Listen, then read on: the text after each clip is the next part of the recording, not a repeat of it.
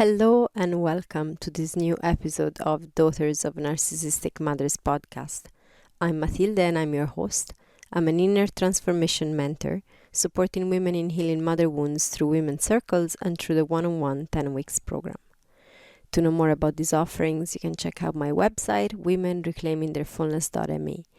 And also, we have a membership coming up. This is a new offering that has not been there before, and it's going to come up early new year. So if you want to know more, to get more information about this, sign up to the newsletter. The link is in the description of the episode, and I'm going to send more information about this new offering that I'm super excited to bring to you. Now, let's talk about the episode and the topic of today. I recently received an email of a listener asking about secrecy. She was wondering if secrecy can be connected to narcissistic behavior, as she has experienced her mother being secretive in a few different ways. And yes, secrecy can definitely be used by a narcissistic mother as a manipulation tactic and as a way to keep control over her children.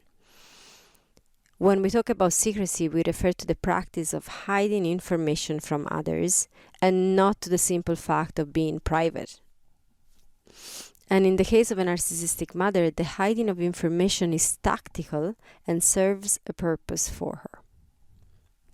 Now, there are a couple of different ways a narcissistic mother can use secrecy as a manipulation tactic. Reason why I'm going to break this topic in 2 episodes.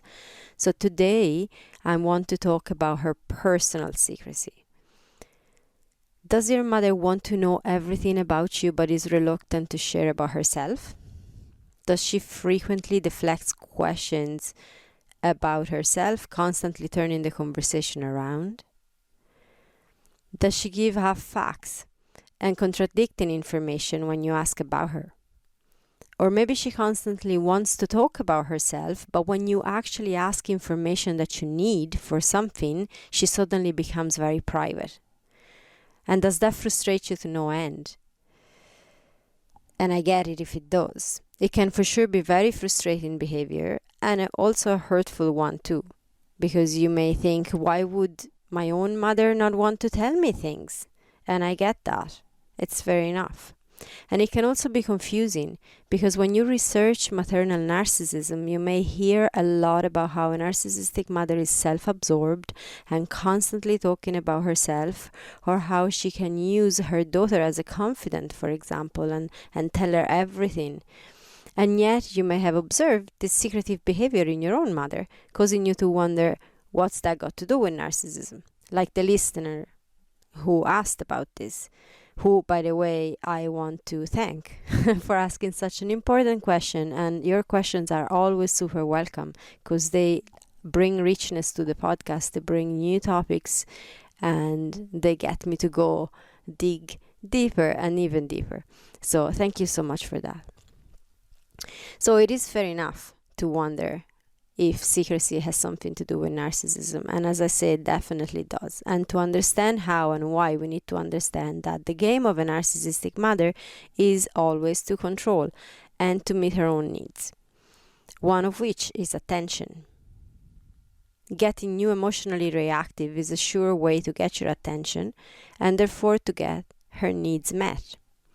By being very dismissive or avoidant of your questions, and by being secretive, she gets that attention because she gets you emotionally reactive in one way or another. What is the most natural reaction when someone is being dismissive of a question? To ask again, right?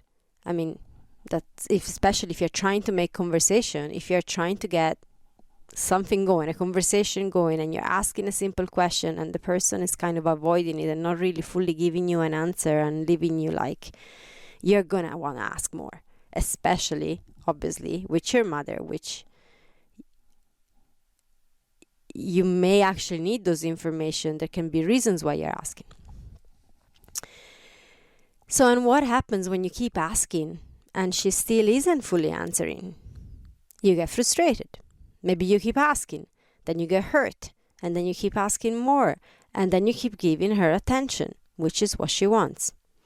And if you slow down and actually take a moment when you notice that this starts happening, okay, you pay attention to the way she dismisses your questions, you will notice that she never sets a clear boundary, like a private person would do.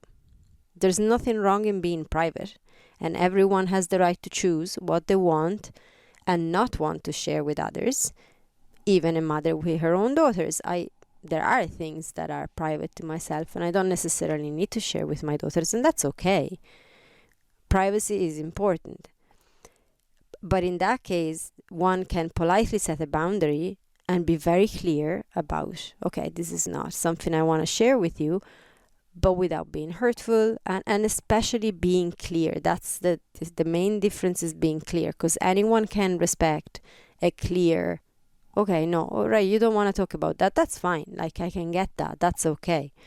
But when we're talking about secrecy as a manipulation tactic to get attention, things are different.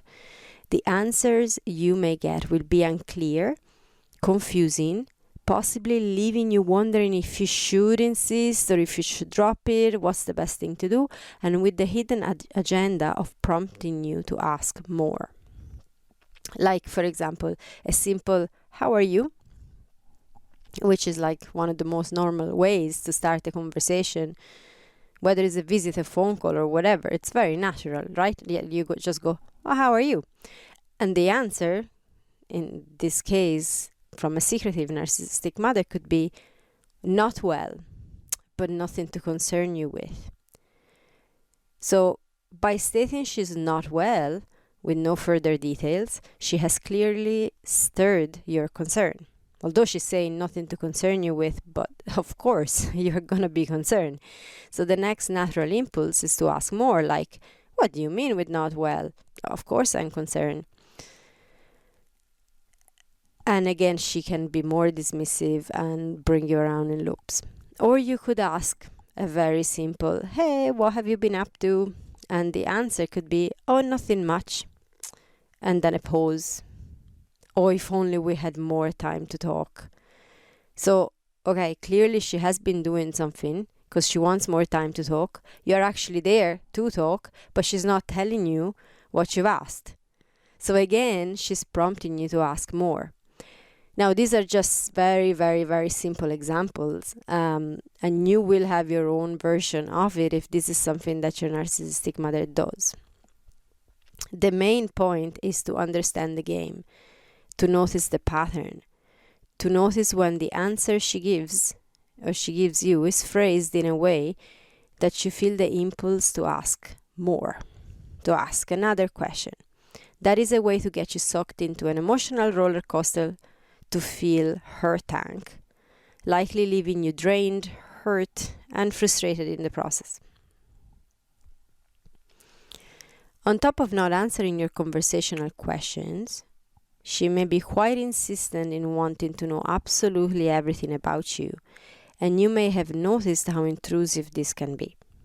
Again, it may be confusing, as you might have a lot of information on narcissistic mothers on how they're self-absorbed and always talk about themselves. And that is definitely an aspect. Now, narcissism has a lot of different variations to it, and also a narcissist will use lots of different techniques or tactics when it suits them at different times. So it mightn't be a consistent behavior all the time.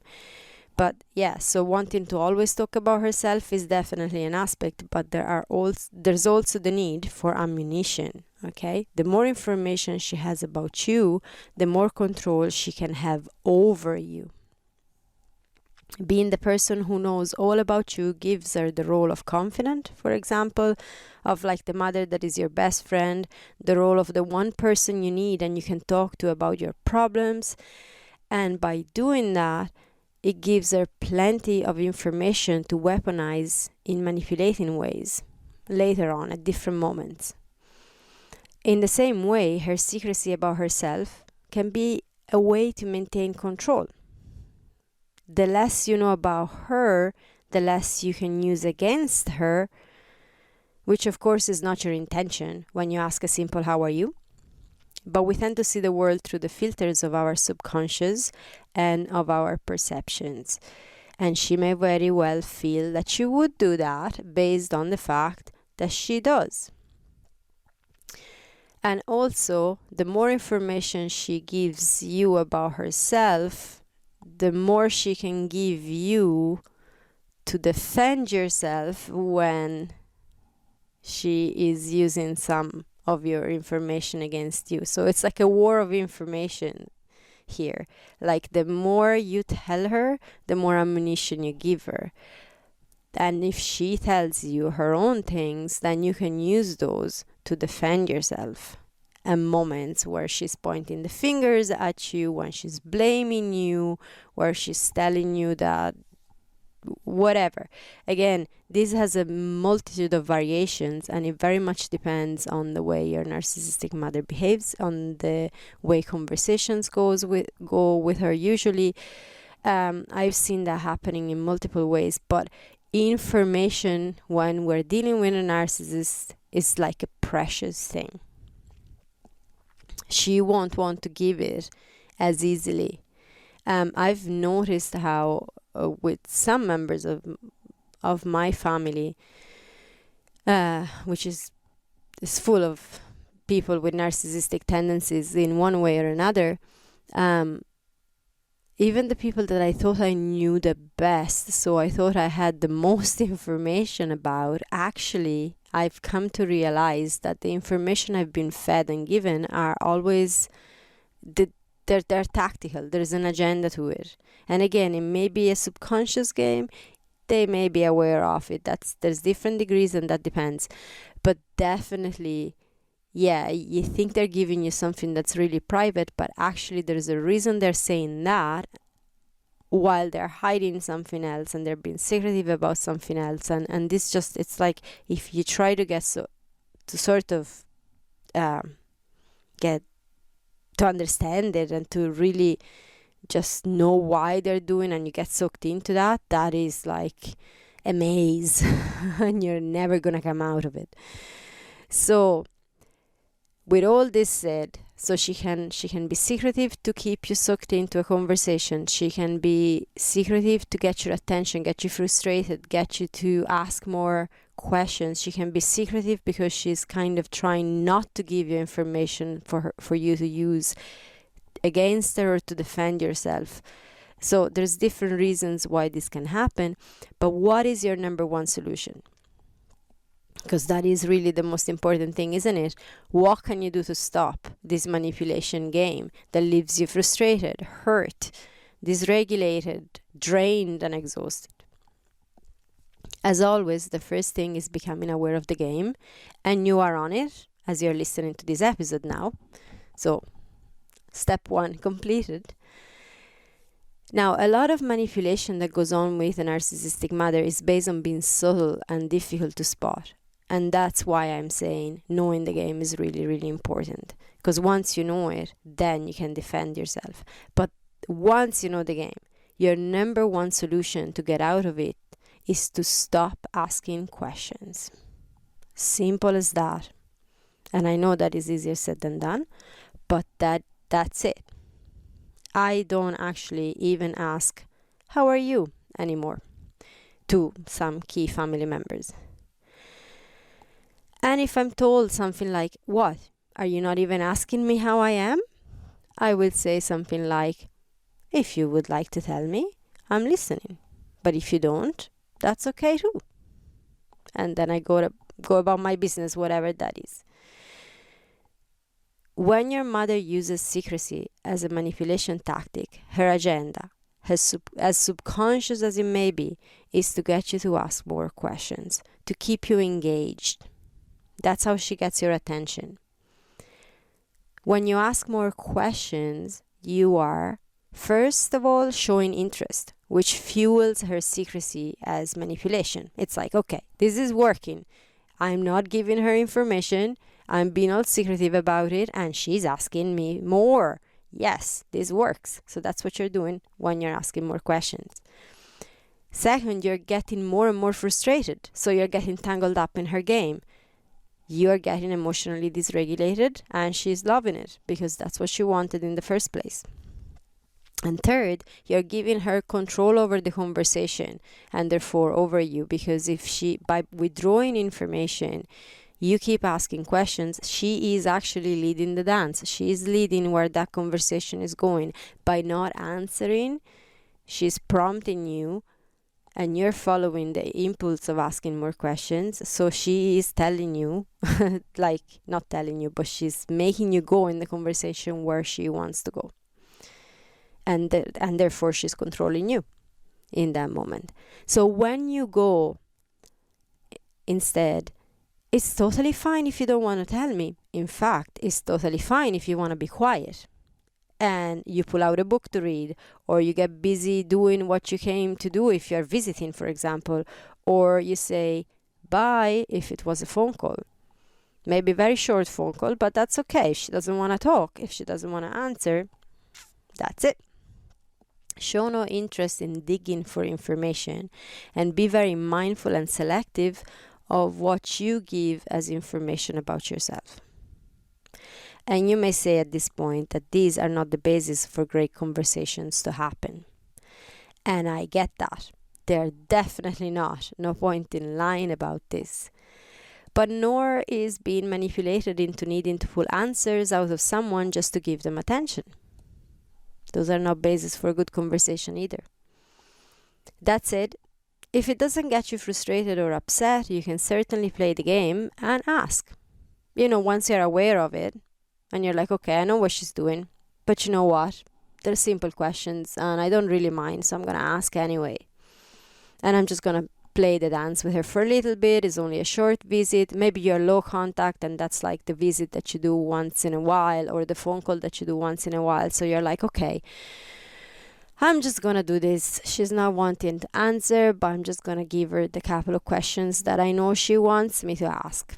That's okay. Personally, I actually do that sometimes with some family members that are not as intense to deal with. There's, as I mentioned, there's different degrees of narcissism and narcissistic tendencies. So again, in some cases I can manage. In others, I know definitely not to do. It's like a death sentence. It's not a good idea, and it's gonna get me all over the place. No, I'm not gonna get tangled in that.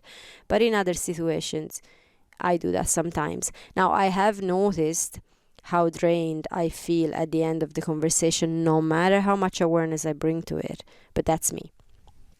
So again, that depends on that depends on you. We're all different, we're all unique, we all go about it different ways. So don't take my experience as the only way to go about it or as truth, because it's not.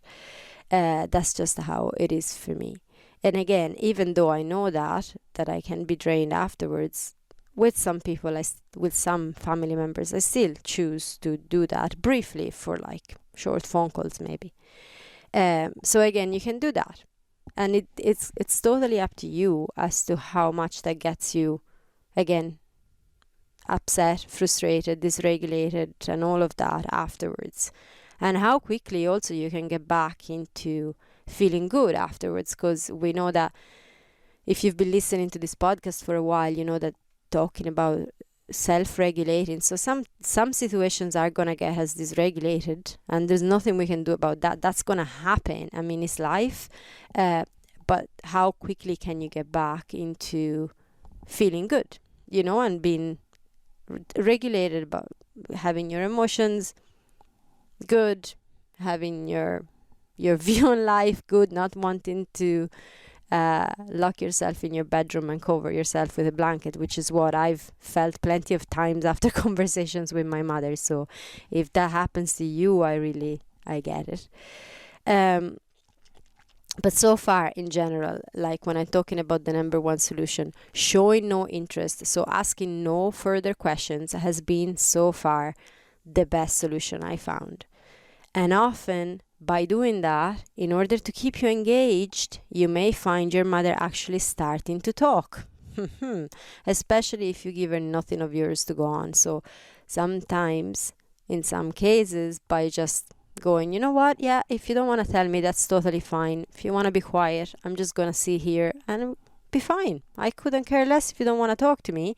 All of a sudden, she'll start talk because, again, she wants to keep your attention. She wants to keep you engaged. So if you're actually not giving her the attention she wants, she's going to find another way to get it.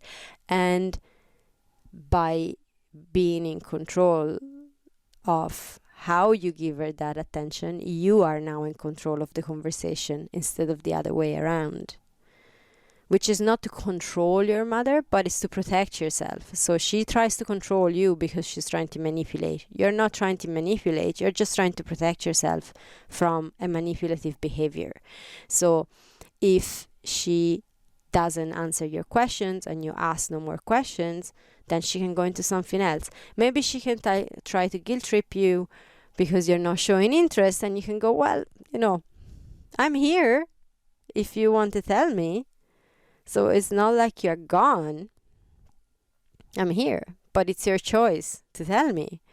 And she can leave and get upset and make a scene and leave the conversation. Well, then again, it's her choice. You were available. She just chose not to, or she chose to get upset. That's okay too.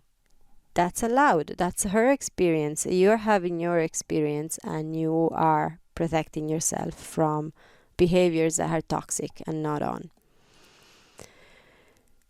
And I really know that there can be a sadness and a grief at the fact that you can't speak freely to your own mother because you have realized she can and possibly will use what you say against you somehow. But one doesn't just qualify as a confidant by maternal rights only. First and foremost, the person you confide into has to be safe to talk to. And that mightn't be your mother. If your mother has strong narcissistic tendencies, she's not a safe person to confide into. That's just simple as that. And I know that there can be a sadness. And when there's waves of grief over that, we need let them come. Feel them, move through the grief. It's essential.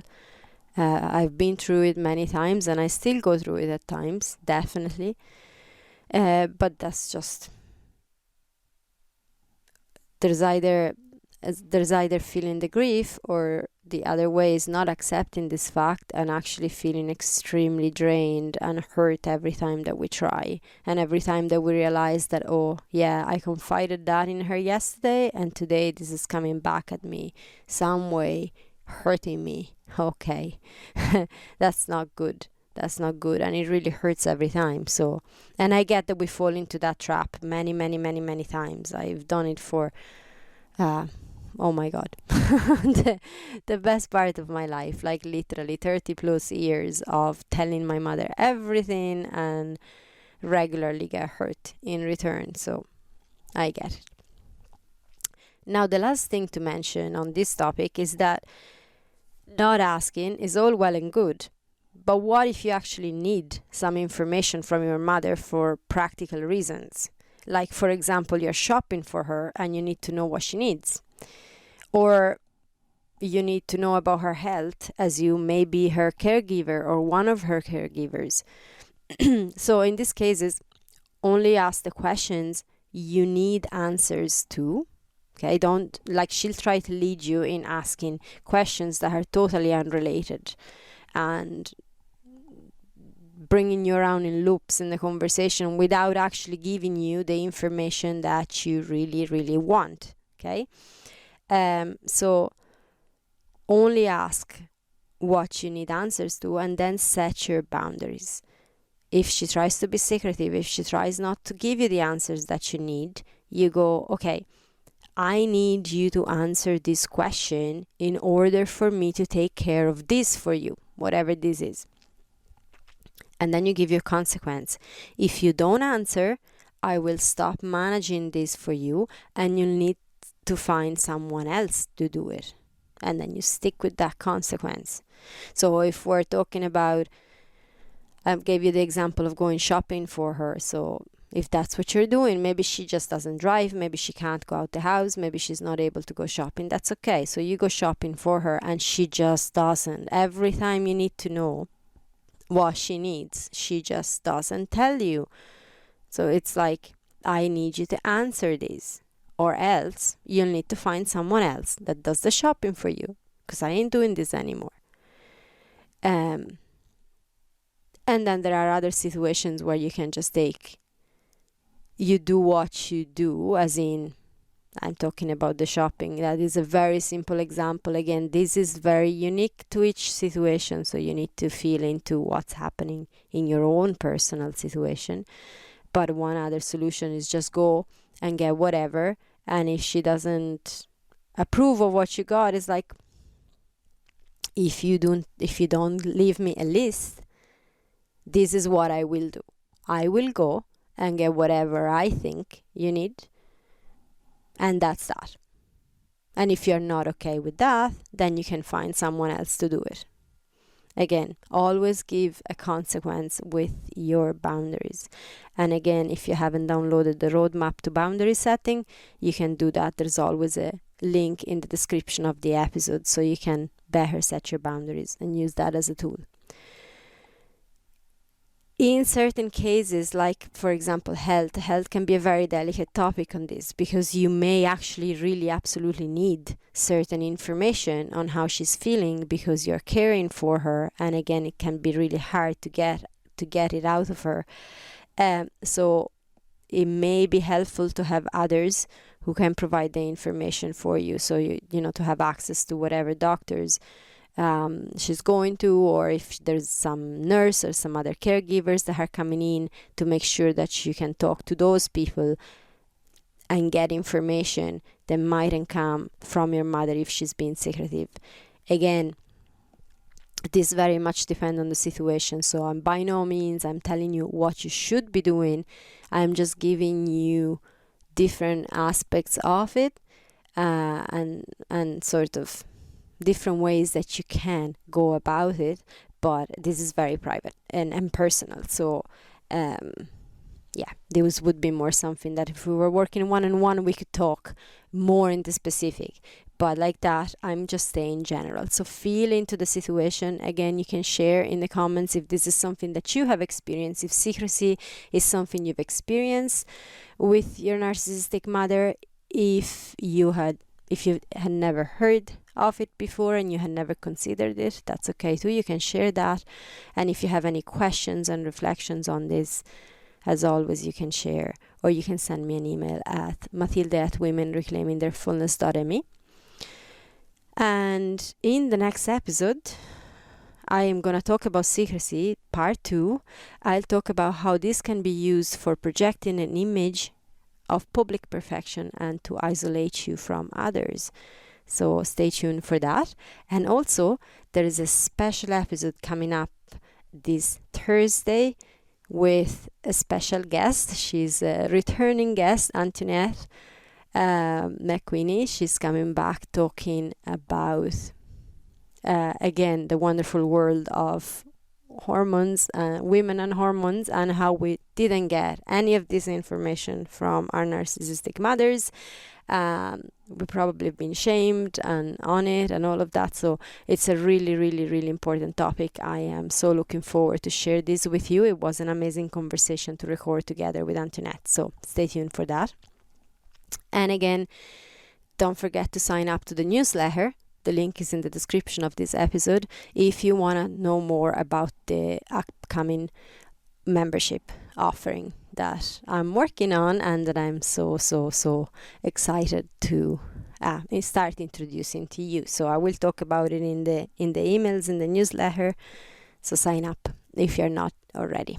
Okay, with that, I'm gonna wish you a wonderful week and send you lots of love. Bye for now.